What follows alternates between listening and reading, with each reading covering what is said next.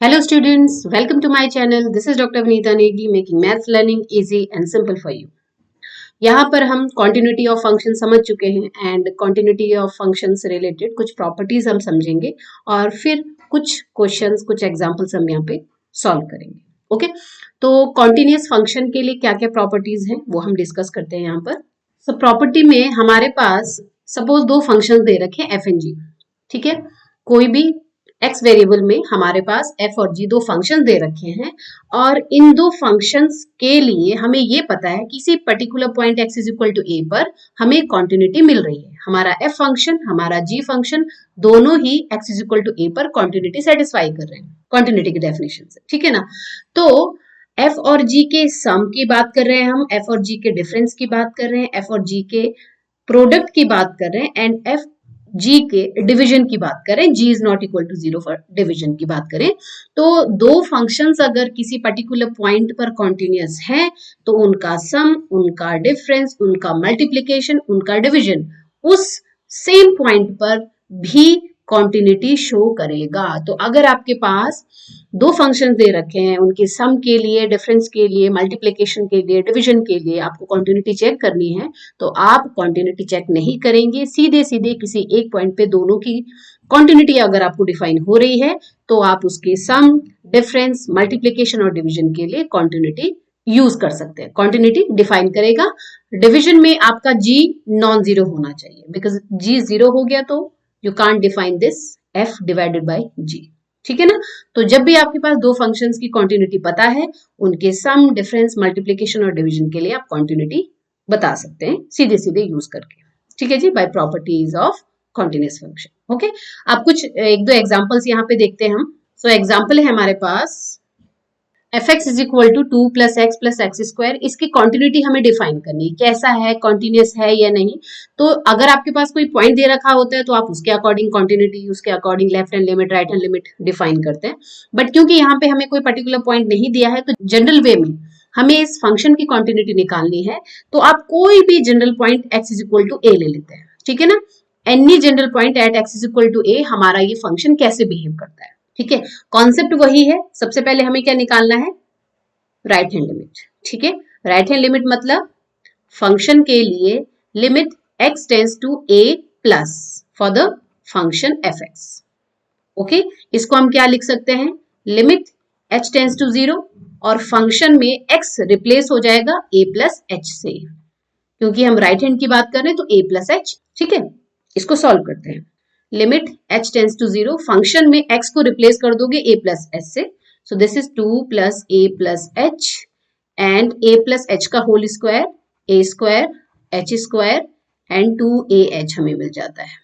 ठीक है, इसको सिंप्लीफाई किया, लिमिट h टेंड्स टू 0, आपके पास 2 आ गया, a आ गया, a स्क्वायर आ गया, रिमेनिंग आपके ये टर्म्स आ गए. अब सीधे सीधे h टेंड्स टू 0, जैसे हम h टेंड्स टू 0 की बात करते हैं तो हमें वैल्यू मिल जाती है 2 प्लस a स्क्वायर. ठीक है जी, सेम वे में अब हम क्या निकालेंगे, लेफ्ट हैंड लिमिट.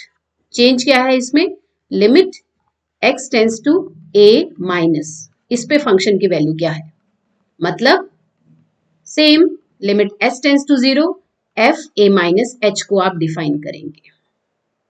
ठीक है ना, फंक्शन में क्या करना है, जैसे हमने a प्लस h रिप्लेस किया था, अब यहां पे x को a माइनस h से रिप्लेस कर देंगे. सो 2 plus a minus h and a minus h का होल स्क्वायर मतलब a square h square minus 2ah हो जाएगा. ठीक है जी, इसको सॉल्व करेंगे, h 0 पुट करेंगे तो direct I can write 2 plus a square because आपकी जो टर्म्स हैं जहां जहां h है वो 0 हो जाएगा. अब फंक्शन की वैल्यू a पर क्या आती है, तो अब फंक्शन में x को a से रिप्लेस कर देते हैं. सो फंक्शन की वैल्यू a पर क्या मिल जाएगी, दिस वन. क्या मिला आपको, हमें यहाँ पे left hand limit, right hand limit equal मिली और फंक्शन की वैल्यू इस a पॉइंट पर इक्वल मिली 2 प्लस a स्क्वायर. मतलब कोई फंक्शन के लिए किसी पर्टिकुलर पॉइंट पे जब आपको left hand limit, right hand limit, function की वैल्यूज पॉइंट पे सेम मिलती है, इसका मतलब हमें कॉन्टिन्यूटी मिली. और क्योंकि हमने इस फंक्शन के लिए कोई पर्टिकुलर पॉइंट नहीं लिया तो हम कह सकते हैं आपका ये फंक्शन हर एक x की वैल्यू के लिए कॉन्टिन्यूटी शो करेगा। क्यों? क्योंकि यहाँ पे जब हमने कॉन्टिन्यूटी चेक की तो हमने किसी जनरल पॉइंट A पर की, ठीक है ना। सपोज हम x इज इक्वल टू 1 लेके चलते, x इज इक्वल टू 2 लेके चलते, तो हमें कॉन्टिन्यूटी 1 पे मिलती, 2 पे मिलती। बट जब हमने x is equal to a लिया, x is equal to a पर लेफ्ट हैंड लिमिट, आपको राइट हैंड लिमिट और फंक्शन की वैल्यूज a पॉइंट पर सेम मिल जाती है, तो इस a के लिए हमें कॉन्टिन्यूटी मिली। और क्योंकि हमारा a पॉइंट जनरल पॉइंट है, कोई भी जनरल पॉइंट है, और यहां से हमें ये कंक्लूजन मिलता है कि इस फंक्शन के लिए आपको एवरीवेयर कॉन्टिन्यूटी मिलेगी। ओके, तो जब आपके पास पॉइंट नहीं दे रखा है, आप वैसे भी उसकी कॉन्टिन्यूटी को डिफाइन कर सकते हैं, कोई भी एक जनरल पॉइंट लेके।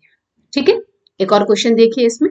तो नेक्स्ट एग्जांपल है हमारे पास, फंक्शन दे रखा है fx when x is less than equal to 0 minus x when x is lying between 0 and 1 that is x when x is greater than equal to 1 that is 2 minus x at x is equal to 1। इसकी continuity हमें check करनी है।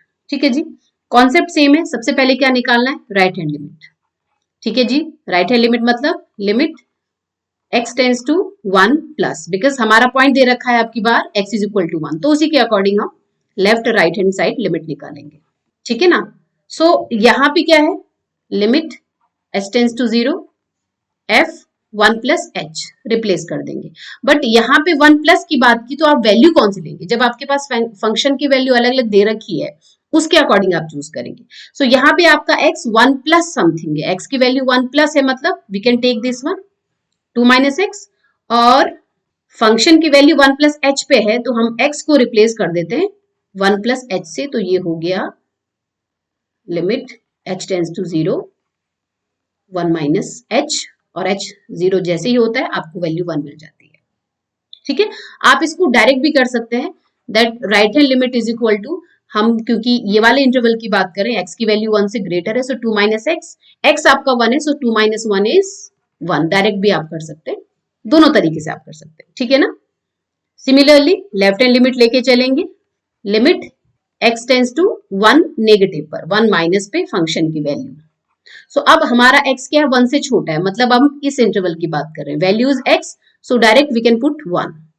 Okay, और we can use the concept की limit h tends to 0 हो जाएगा, function की value 1 minus h पे कैलकुलेट करेंगे।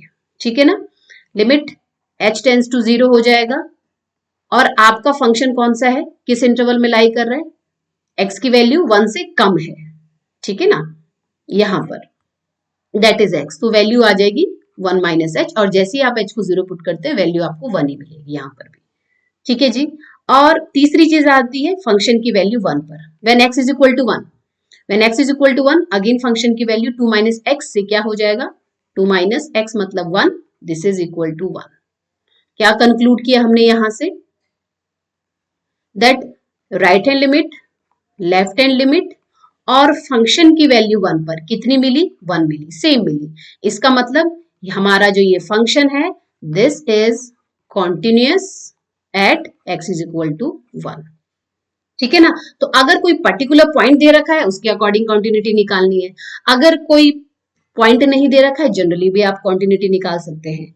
ठीक है, और यहीं से हमें आगे डिसकॉन्टिन्यूटी वाला कॉन्सेप्ट मिलता है कि left hand limit right hand limit equal नहीं आई अगर, तो हमें कॉन्टिन्यूटी नहीं मिलती है। ठीक है ना, कई बार क्या होता है, left hand limit right hand limit तो इक्वल है, लेकिन फंक्शन की वैल्यू के इक्वल नहीं है, तो भी आपको कॉन्टिन्यूटी नहीं मिलती है। सो इन चीजों से हम फंक्शन के लिए डिसकॉन्टिन्यूटी को डिफाइन करते हैं, जो कि हम आगे डिस्कस करेंगे। ओके, तो इस तरीके से हम किसी भी फंक्शन के लिए किसी भी पर्टिकुलर पॉइंट पे, किसी भी जनरल पॉइंट पे कॉन्टिन्यूटी डिफाइन कर सकते हैं। ओके जी, तो इसी तरीके से पढ़ते रहिए, सीखते रहिए मेरे साथ। नेक्स्ट वीडियो में मिलते हैं कुछ और कॉन्सेप्ट्स के साथ। So thank you so much, all the best.